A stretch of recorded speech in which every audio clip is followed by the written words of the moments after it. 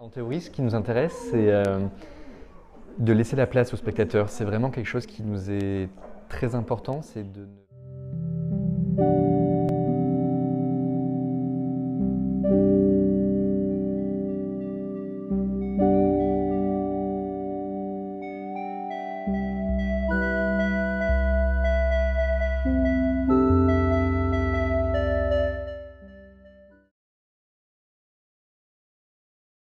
Le projet a été d'abord financé par la région Île-de-France.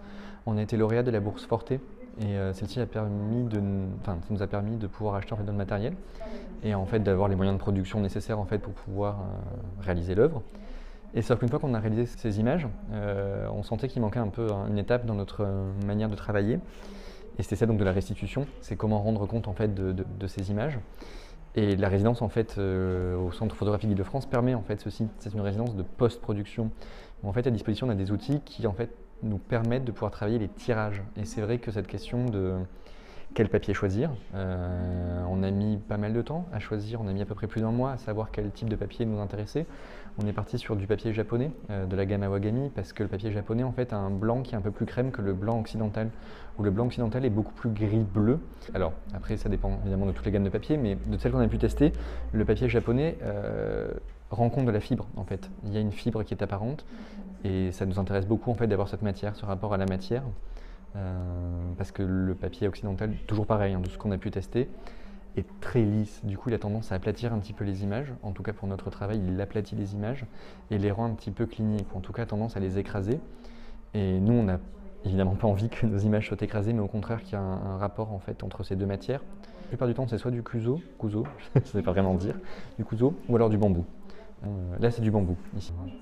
Et pareil, après à disposition, on a pu aussi avoir un scanner en fait à tirage argentique. Ça a permis de pouvoir justement créer des fragments. Le scanner a permis de scanner donc à haute résolution et d'avoir des images en fait dans lesquelles on peut se plonger dedans. Et du coup, cette série-là, c'est vraiment en fait, on s'est plongé dans les images. On a toujours tendance, quand on ouvre les images, à les regarder un petit peu à 250-500% sur l'écran d'ordinateur. Donc jamais à leur taille réelle, on est rarement en 100%. Donc on est toujours dans le détail. Et c'est vrai que ce qui nous intéressait, c'était déjà avoir le grain. On travaille avec différents types de pellicules en amont. On va avoir du 80 ISO, du 100 ISO, du 400 ISO ou du 3200. On s'adapte en fait à chaque fois selon la météo.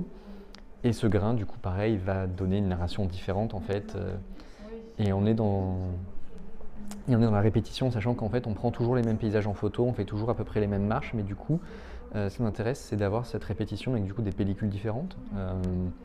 Donc du grain différent, des lumières différentes, et en fait à partir de là, pour nous en tout cas, il nous semble possible de rendre compte en fait réellement de ce qui se passe dans le paysage. C'est que en théorie, ce qui nous intéresse, c'est de laisser la place au spectateur. C'est vraiment quelque chose qui nous est très important. C'est en fait lui laisser l'occasion de pouvoir en fait être acteur de l'image en construction. Et c'est vrai qu'il nous semblait assez intéressant.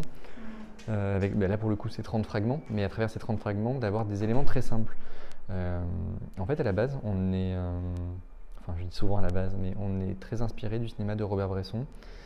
Et son cinéma est un cinéma très minimaliste en fait et qui essaye d'aller à l'épure du geste. Et c'est quelque chose qui m'intéressait beaucoup, c'est en fait d'avoir un petit peu une épure du paysage et de savoir en fait qu'est-ce qui le caractérise. Et qu'est-ce qui le caractérise, c'est un nuage, une cime, de l'herbe, un bout de montagne, une éolienne, parce que du coup les champs sont remplis d'éoliennes en Ardèche. Et en fait à partir de ces éléments-là, on s'est dit que ça laissait suffisamment en fait, de place au spectateur pour que lui-même, en fait, à travers ses propres souvenirs, puisse se construire son paysage et en fait puisse se plonger dedans.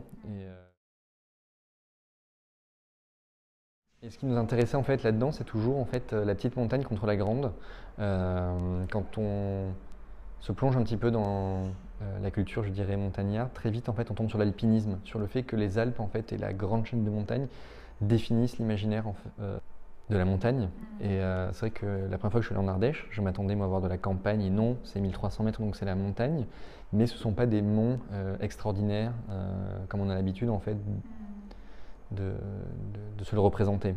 Et c'est quelque chose qui nous intéresse, cette tension justement entre grandes montagnes spectaculaires et petits paysages, même si c'est pas petit dans un sens péjoratif. Et c'est vraiment les prochains travaux qu'on va essayer de faire, c'est de justement pouvoir comparer les Alpes avec l'Ardèche et de voir en fait quelle est cette appréhension du paysage, comment elle peut être différente, comment tout cet imaginaire-là s'est construit. Et là, pour le coup, si je dis pas de bêtises, ce sont les Alpes. C'est un arrière-pays issu d'un tableau de Richter, de Gerhard Richter.